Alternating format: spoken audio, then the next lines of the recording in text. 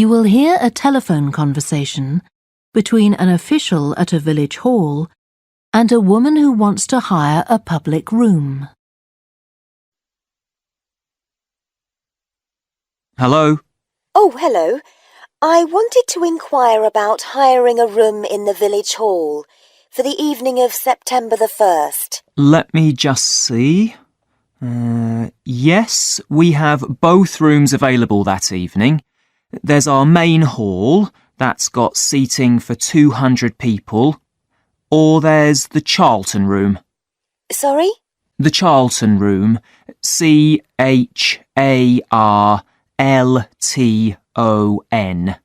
That's got seating for up to 100. Well, we're organising a dinner to raise money for a charity, and we're hoping for at least 150 people. So, I think we'll go for the main hall. How much would that cost? Let's see. You wanted it for the evening of September the 1st? Yes, that's a Saturday. So, from 6 p.m. to midnight, that'd be £115. That's the weekend price. It's £75 on weekdays. That's all right. And I have to tell you, there's also a deposit of £250, which is returnable, of course, as long as there's no damage. But we do insist that this is paid in cash. We don't take cards for that. You can pay the actual rent of the room however you like, though. Cash, credit card, cheque.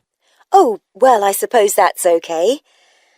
So, does the charge include use of tables and chairs and so on? Oh, yes. And what about parking? Yeah, that's all included. The only thing that isn't included is, you said you were organising a dinner? Yeah. Well, you'll have to pay extra for the kitchen if you want to use that. It's £25. It's got very good facilities, good quality cookers and fridges and so on. OK. Well, I suppose that's all right. We can cover the cost in our entry charges. Right, so I'll make a note of that. Now, there are just one or two things you need to think about before the event. For example, you'll have to see about getting a licence if you're planning to have any music during the meal. Oh, really? It's quite straightforward. I'll give you the details later on. And about a week or 10 days before your event, you'll need to contact the caretaker, that's Mr. Evans, to make the arrangements for entry. He'll sort that out with you. And do I give him the payment as well? No, you do that directly with me. Right. Now, is there anything I need to know about what happens during the event? Well, as you'll be aware, of course, the building is no smoking throughout. Of course. Now, are you having a band? Yes.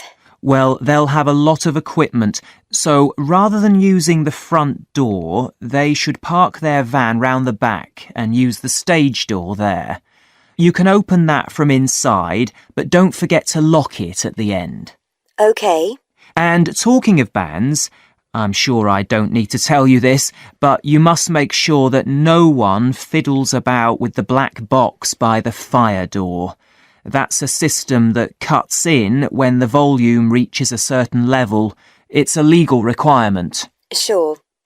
Anyway, we want people to be able to talk to one another, so we don't want anything too loud. Oh, that reminds me. We'll be having speeches.